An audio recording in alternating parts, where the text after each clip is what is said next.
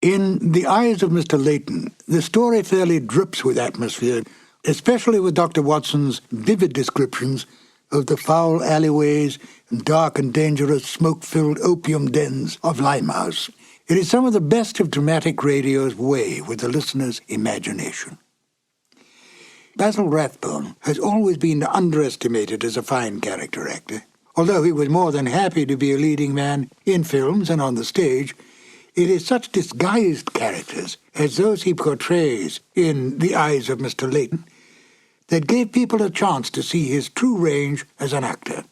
It was Rathbone's intense desire to stretch his acting ability in other areas that made him decide to leave the series, much to the dismay of Nigel Bruce. Nigel Bruce was extremely easygoing and a great fun-loving prankster, quite beloved by all who knew him. He adapted easily to any role he played and especially loved the part of Dr. Watson, even though he himself knew that the good doctor was not at all like the person he portrayed in the Sherlock Holmes films or the radio series. It doesn't seem to matter, for Bruce's interpretation of Dr. Watson has been accepted and embraced by the public. It's interesting to note that Rathbone, by his very nature, was not unlike Sherlock Holmes.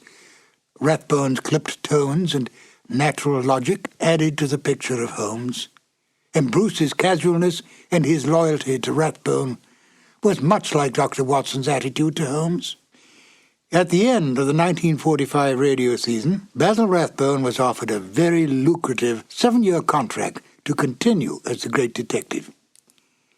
He turned down the offer, and when Rathbone left the series, Bruce went on for only one more season as Dr. Watson to a Sherlock Holmes portrayed by Tom Conway.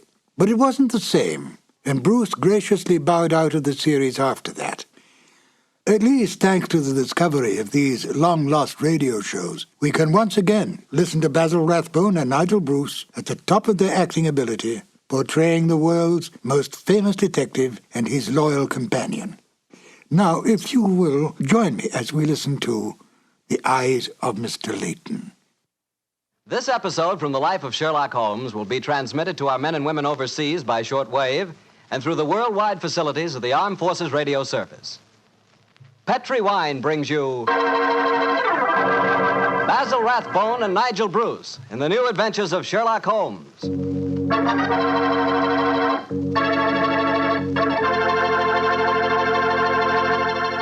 The Petri family, the family that took time to bring you good wine, invites you to listen to Dr. Watson tell us another exciting story about his good friend, that master detective, Sherlock Holmes.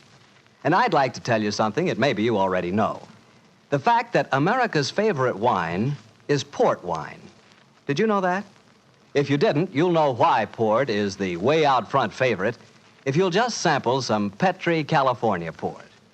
You just look at that Petri port and you know it's good. That wonderful, deep, rich red color. And Petri port is so clear. Just hold it to the light and you can sort of see right through the glass. But what you want to know really about a wine is how does it taste? And I'll tell you something. I've never yet been able to find the adjective that'll do Petri port justice. It's wonderful, honest. You've just got to taste it for yourself and find out for yourself. You'll love that Petri port in the evening after dinner when you're sitting around listening to the radio. And it's perfect to serve your friends when they come over. You can show them that Petri label, too. In fact, you can show it proudly, because the name Petri is the proudest name in the history of American wines.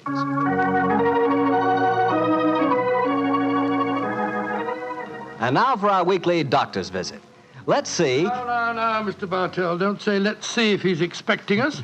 You know I always expect you at this time on Monday evenings, my boy. So draw up your usual chair and settle down. Thanks, Doctor. That's it. All alone this evening, Doctor? Where are the puppies? Out on the patio. They had a most unfortunate encounter with a dead seal on the beach this afternoon. In consequence, they're a little malodorous, shall we say. In that case, Doctor, perhaps we'd better change the subject. So, suppose I ask you about tonight's new Sherlock Holmes adventure. Well, my boy, as I told you last week, the story took place in the foul alleyways of Limehouse. It was there on a foggy December evening in 1890 that my story began. An old friend and patient of mine, Isa Whitney, had disappeared, and his distraught wife had come to me for help. Knowing the man to be the victim of the shocking habit of taking opium, I suspected that I might find him in one of the vile dens inhabited by the dregs of the waterfront. And so, Mr. Bartell, about 5 o'clock on that December evening, I began my search. After an hour of fruitless wanderings, I found myself in a vile alley called Upper Swandam Lane. I could hear the distant moans of the river boats as I walked, eyes alert, and hand on the revolver in my coat pocket.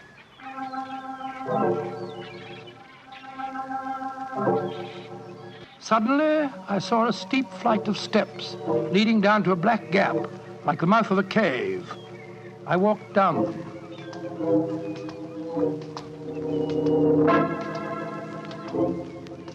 The steps were worn hollow in the center by the ceaseless tread of stumbling feet. I reached the bottom.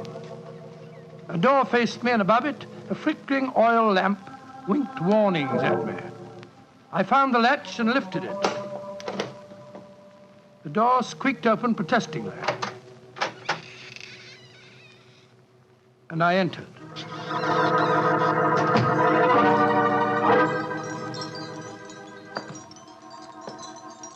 There was a tinkle of Chinese wind bells as I walked towards a long, low room.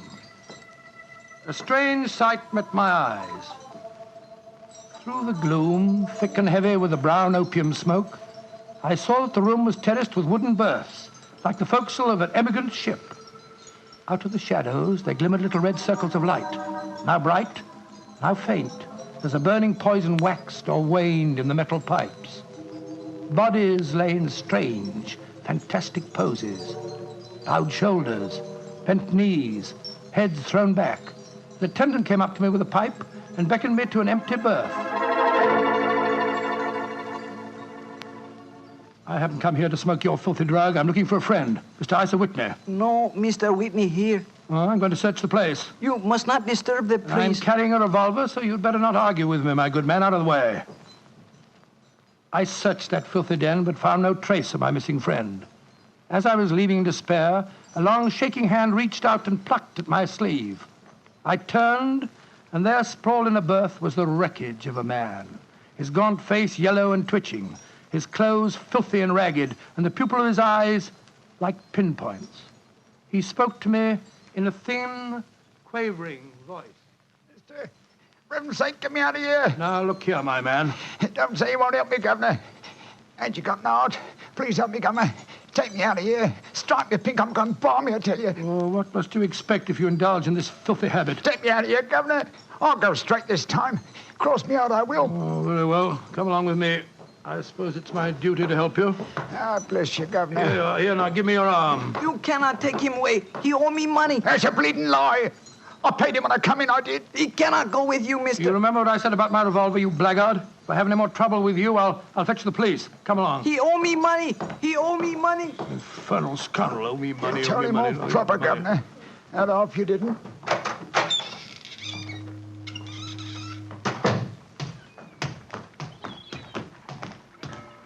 Now, look here, my good man. I'll give you a square meal, some advice, and some medical attention. But the rest Never is mind the advice, Watson, but I'll take you up on that square meal.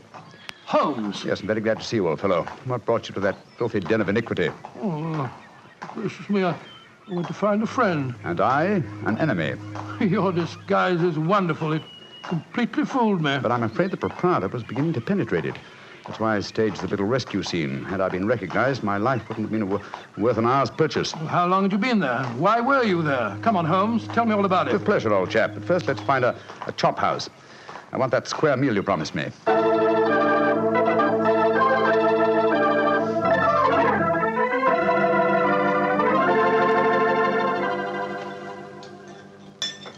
An excellent meal, Watson. Yes, you're surprisingly good for such a shoddy-looking place. Well, Holmes, now perhaps you'll tell me what you were doing in that opium den. I've already told you my story. I'm shadowing a most unusual criminal. A man who haunts the opium dens. Yet I know that he himself is not an addict. Oh, I don't see anything very criminal about that. He might be looking for a thrill, or perhaps he's one of those writer fellows or something. But this man pretends to be an addict. I watched him closely. He fakes his smoking, and grease paint has enabled him to simulate the characteristic pallor of a drug victim.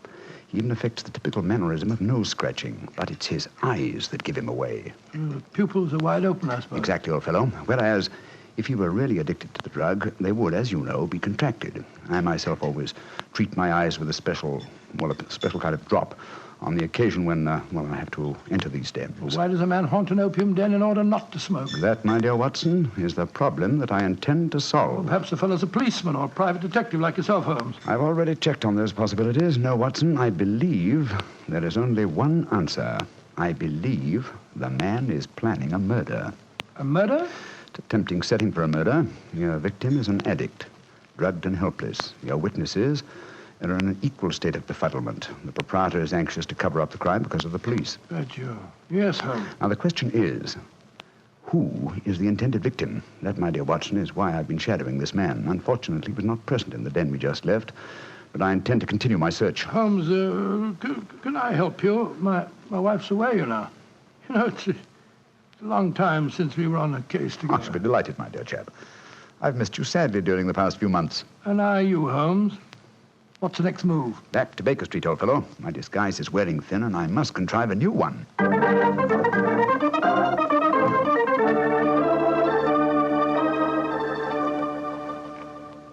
New disguise, eh? Well, which one shall it be, Watson? Well, how about the old flour cellar? I love that one. Well, it's pretty fresh, Yes, Varley. that's well- Oh, no, my dear fellow, no. Hardly appropriate for an opium den. In any case, the clothes are so wretchedly uncomfortable. Well, how about the music hall singer? Oh, that chap, yes. Oh, I don't want to be beside the seaside. Oh, I don't want to be beside the sea. I don't want to stroll along the prom, where the brass band plays tiddly-um. Oh, confound it. Who can that be? You weren't expecting anyone, were you? No. This is just like the old days. The doorbell ringing, Mrs. Hudson toddling off and bringing up some poor devil in trouble You and... say that rather wistfully, old fellow. Don't tell me that you repent of marriage. No, of course not, Holmes. Mary's a perfect darling and I couldn't be happier. Just the same, it is rather fun to be back here again. Come in. Yes, Mrs. Hudson? It's a gentleman, sir. He gave me this card. Says he's very anxious to see you. Wayne J. Leyton, President, Leyton Corporation, Chicago, United States. Ask him to come up, will you, Mrs. Hudson? Aye, sir. Well, it's quite the cold times to see you back here, Dr. Watson. That's just what I was saying myself, Mrs. Hudson. Mr. Leyton has scribbled a message on the back of this card. If £1,000 for a week's work interests you, you'll see me. £1,000? Big fish, Watson. Very big fish. This way, sir. Thank you. Oh. How do you do, Mr. Leyton? I guess you're Sherlock Holmes. You guessed correctly, sir. Excuse me. Oh, Mrs. Hudson, just a moment, Mrs. Hudson. Aye, Mr. Holmes. Sit down, won't you, Slayton? My name's Watson, Dr. Watson. I'm Sherlock Holmes' colleague. Yes, I've heard about you, too. Like a cigar, Doctor? It's a good one. Set me back 3 shillings. Oh, 3 shillings. Oh, thank you. That's very nice, sir. Just put one. Oh, I 3 see. shillings. Introduce yourself. Splendid. And now, Mr. Leyton, may I ask what brings you here? I'll talk fast and to the point. I'm a businessman. I like to do things in a business way. I have a chance to control the guano deposits of the Republic of San Pedro. Their minister will be in London tomorrow, and if it weren't for one thing, I know that I could swing the deal and get the concession. And what is that one thing, Mr. Leyton? The deal is secret, see? I thought no one knew about it, but when I got here, I found out that my biggest business rival has gotten wind of what's going on. He's an Englishman. I've never met him, but he's right here in London. Now, I'm not going to tell you his name, not until you give me your word that you'll work for me. Just what you wish me to do, Mr. Leyton. Get this rival of mine and keep him out of circulation for a week. I don't care how you do it, and I won't ask. In a week's time, I'll give you the other half of this 500 pounds I brought with me. Oh, good Scott. What kind of a Watson, detective give do you... Mr. Leyton his hat and gloves. That's it. Thanks, old fellow. Goodbye, sir. What are you doing, throwing me out? I can't think where you gathered the impression that I indulged in kidnapping. Once again, goodbye, sir. And here, sir, you can take back your cigar. Well, if you don't want some easy money, I'll soon find someone else that does. This is the last you'll see of me, Mr. Holmes. Life is full of little consolations. Some people seem to think that money can Watson, the game's afoot. Mr. Leyton is the man I've been seeking. The man who pretends to be an opium smoker. Why in blazes did you let him get away? Here, I'll go after him. No. Don't worry. I've already arranged for that. Oh, how? When I left the room just now to talk to Mrs. Hudson, I was intending to tell her to summon some of my band of street urchins. You know, the Baker Street irregulars.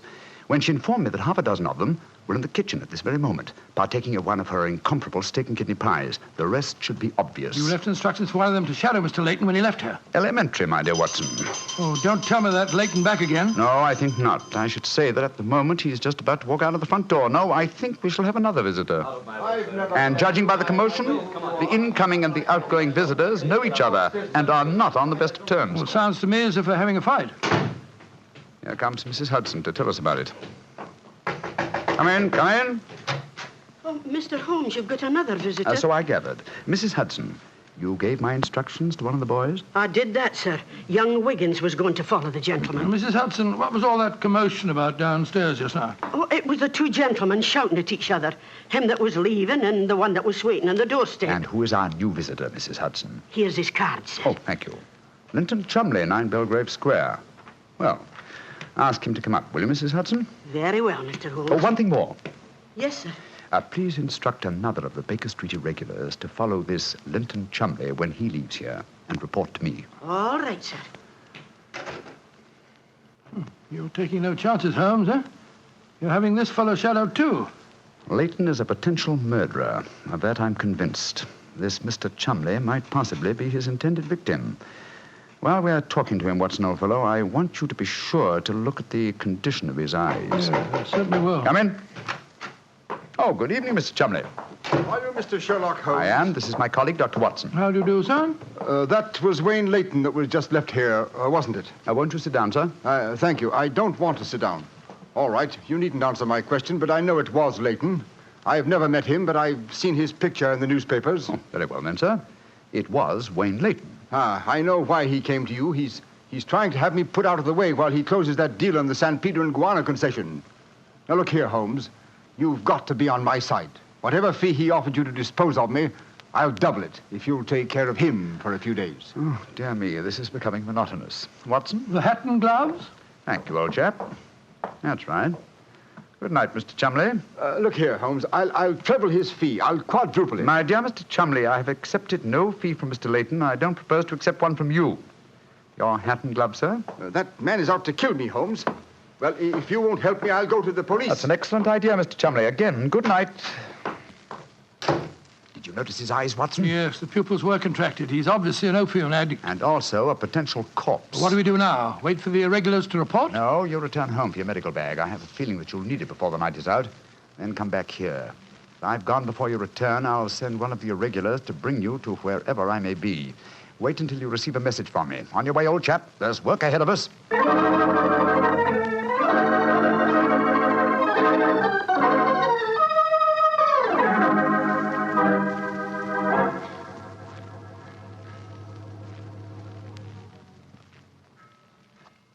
Wiggins, you're certain that this is the place that Mr. Holmes told you to bring me to? Oh, yes, Dr. Watson. The corner of Swanham Line and Brixell Street, Mr. Holmes said. Yeah, well, this is the spot, all right.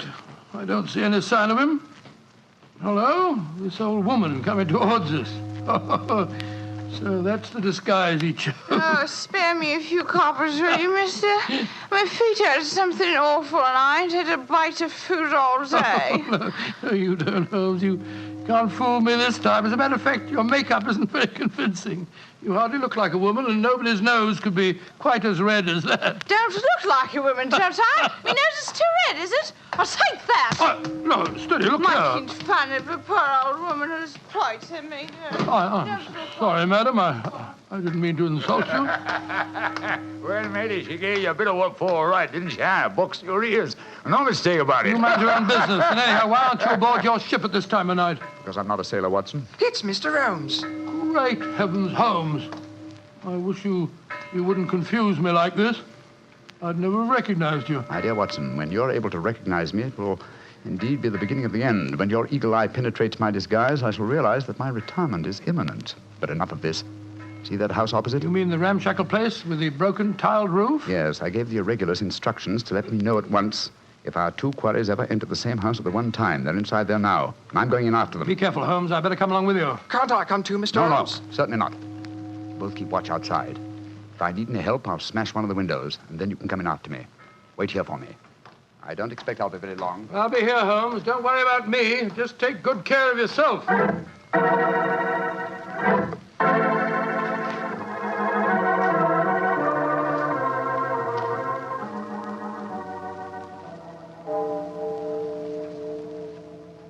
It's 1 o'clock, Doctor. Yes, I know, Wiggins. He's been in there half an hour. I'm beginning to get worried. Start going often, sir. No, Wiggins. You know Mr. Holmes. When he gives orders, he likes them to... There's the signal for help. Keep watching the house, Wiggins. I'll be out in 5 minutes. Go for the police. Right you are, sir. All right, Holmes, all right. I'm coming.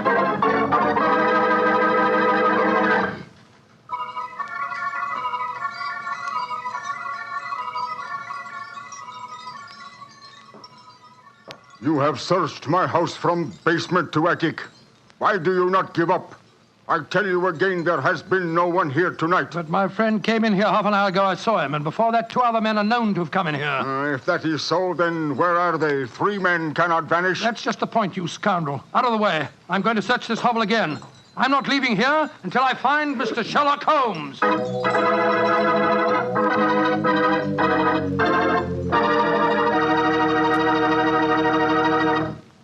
You'll hear the rest of Dr. Watson's story in just a second. And if you don't mind, I'll take that second to say just one word to the ladies. And that word is muscatel. Petri California Muscatel. I want you women to know about it because Petri Muscatel is one wine that practically every woman likes.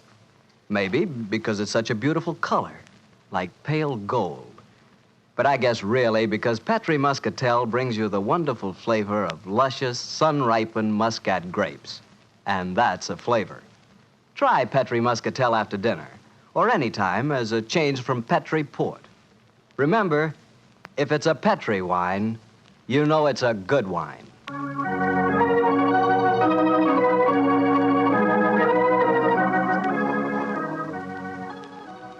And now back to Dr. Watson and tonight's story, The Eyes of Mr. Leyton. Well, what happened next, Doctor? When you searched the house for the second time, did you find any trace of Sherlock Holmes or the 2 rival businessmen? No, Mr. Bartell, I'm afraid I didn't. What did you do? I told Wiggins to report the matter to the nearest police station and then rattle back to Baker Street in a hansom cab as fast as I could. When I arrived at the old familiar doorstep, I wrenched at the bell in a frenzy of anxiety. Finally, the door opened, and there stood Mrs. Hudson. Dr. Watson, what is it, sir? Why, you're as white as a ghost. Mr. Holmes, is he here? Aye, sir, came in half an hour ago. He was dressed as a sailor and was half carrying some drunken friend of his. Oh, thank heavens he's safe. I'll go up. All right, sir.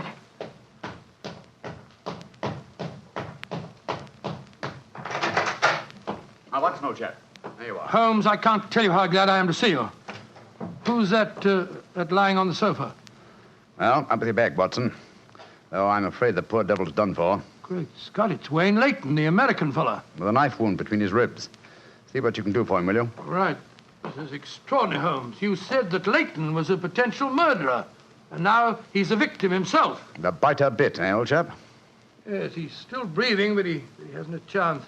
I'll try him with an injection of strychnine. Holmes, how did you get his body out of the house? I searched the place from top to bottom. I found no trace of any of you. When I went in, I found the stabbing had already taken place. The proprietor then bribed me, or rather the broken-down sailor he took me for, to smuggle the body out through the secret stairway leading to the wharves at the back of the house. Well, there's no trace of Chumley there? No, he must have left before me by the same exit. And then you smashed the window and bolted? Yes, I knew that I could count on you to hold the fort while I was getting the body away. Just tried to say something, Watson. Yes, the injection's beginning to take effect. Yes, Mr. Leyton? What are you trying to say? Tell us, who stabbed you, sir? Shh. Lips are moving.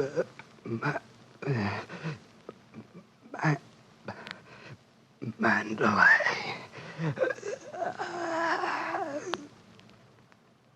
He's dead, Holmes. Yes, but he gave us the clue to the murderer's identity. How? And the word he mumbled just before he died. Sounded to me as if he said Mandalay. Precisely, old fellow. Never did a corpse give us a clearer instruction as to our next and final move. And that is? Back to Limehouse, Watson. Back to Limehouse.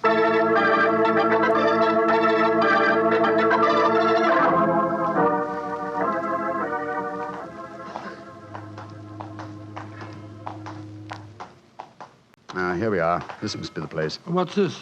Another opium den? Yes, I knew that since Chumley refrained from smoking earlier on in the night, in order to keep his faculties alert for murder, that an enormous reaction would set in.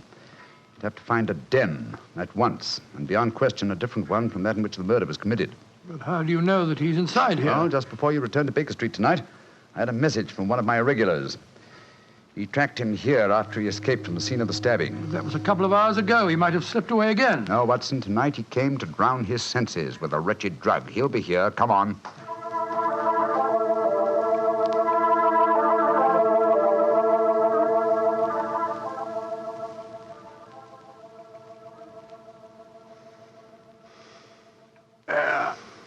That second injection of caffeine should bring him round. He's heavily drugged, but I think it'll work. Surprising what a £5 note will do, isn't it? Yes, the proprietor let us bring Chumley into this private room and Look, he's coming to. Who are you? What do you want? You remember me, sir? I'm Sherlock Holmes. Oh, yes, I remember you. You're in serious trouble, Mr. Chumley. Very serious trouble. Trouble? What trouble? Wayne Leyton didn't die. Oh. He's badly wounded, but he's going to live. He's at Baker Street now. He wants to go to the police and give evidence. You've got to get me out of this, Holmes. I'll pay you anything. 10,000, 20,000. Why did you stab Leyton? He was in my way. I wanted the San Pedro concession. I meant to kill him, but we can fix it up now, can't we, Holmes? We can fix it up now. Yes, we can fix it beautifully, sir. As neat a murder confession as ever I listened to, Holmes. Exactly. Come along, Mr. Chumley. I think some night air will be good for you. We'll take you for a nice drive to Scotland Yard.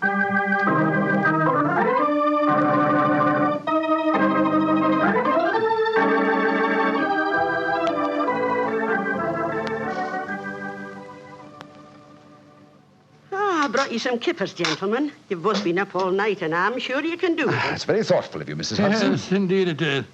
What is Mrs. Watson going to say when she finds you've been out all night? Oh, don't you worry about that, Mrs. Hudson. She's very understanding. It's lucky for you that she is. Well, I'll go and leave you to your breakfast. Holmes. Yes, dear fellow? There's only one thing that puzzles me about this case. Oh, what's that? When Leyton was dying, he muttered the word Mandalay.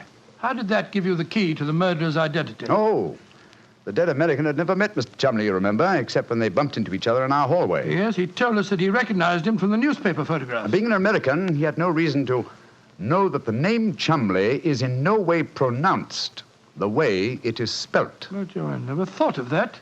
Chumley. That name's spelt C-H-O-L, Chol, M-O-N, Mon, D-E-D-L-E-Y. Chol Mondele. Mondele. Precisely, old fellow.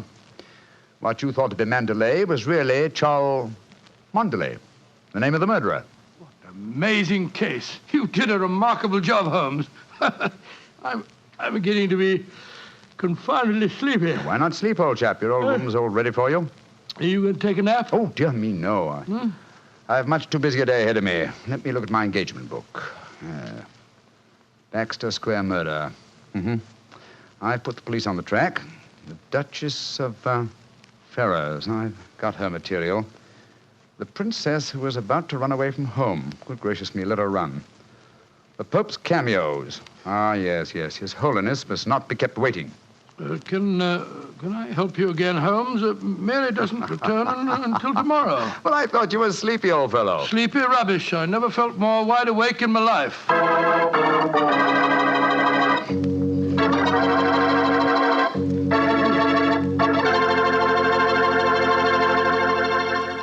That was a swell story, Doctor. I'm glad you enjoyed it. And it was really funny when you mistook that old lady for Holmes and she slapped your face. It wasn't very funny at all. Sure it was. Come on, admit it, Doctor. Well, she did look like Holmes in disguise, you know, and you would have made the same mistake that I did. Okay. Her nose was ridiculously red, and she did look like a man. Look, Doctor, forget I ever said anything. I won't say another word. I'll keep my mouth closed forever. Oh, come on, I wouldn't do that. Mr. Bartell? Mr. Bartell? Won't you even open your mouth to finish your wine? Your Petri wine? Okay, you win. You know I'll open my mouth for Petri wine anytime. That Petri wine is always good wine. And for good reason, too. The Petri family has always owned and operated the Petri business. They've been making fine wines for 3 generations, since way back in the 1800s. That adds up to a lot of experience. Experience handed on down from father to son, from father to son. The Petri family really knows how to turn luscious California grapes into fragrant, delicious wine. And that's why, no matter what kind of wine you want, I'm sure you'll like it better if it's a Petri wine. Because Petri took time to bring you good wine. And now, Dr. Watson, what story are you going to tell us next week? Well, now, next week, Mr. Bartell, I'm going to tell you a most unusual adventure that Holmes and I had in the heart of the English countryside. It concerns a corpse, a missing revolver, and a beautiful girl who was frightened of her own shadow.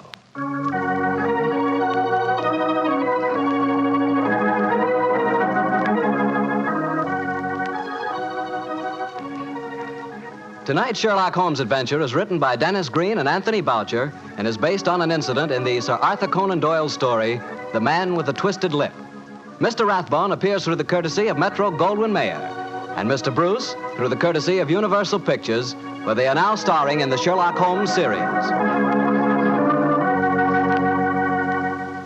The Petri Wine Company of San Francisco, California, invites you to tune in again next week, same time, same station.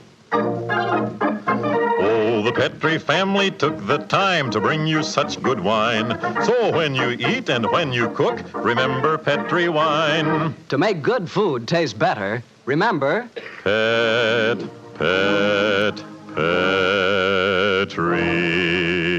wine.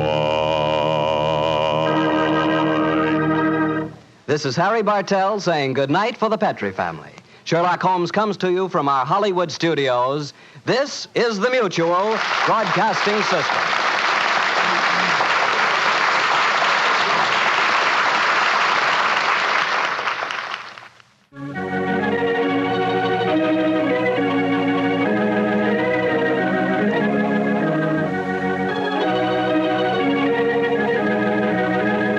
The two episodes you have just heard, In Flanders Fields and The Eyes of Mr. Leyton, are part of the New Adventures of Sherlock Holmes, starring Basil Rathbone and Nigel Bruce, and are a 1988 copyrighted production of 221A Baker Street Associates.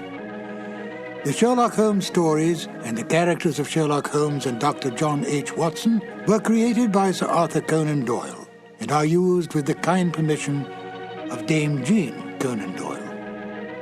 I'm Ben Wright. I hope you will join me again for more New Adventures of Sherlock Holmes. Thank you for listening.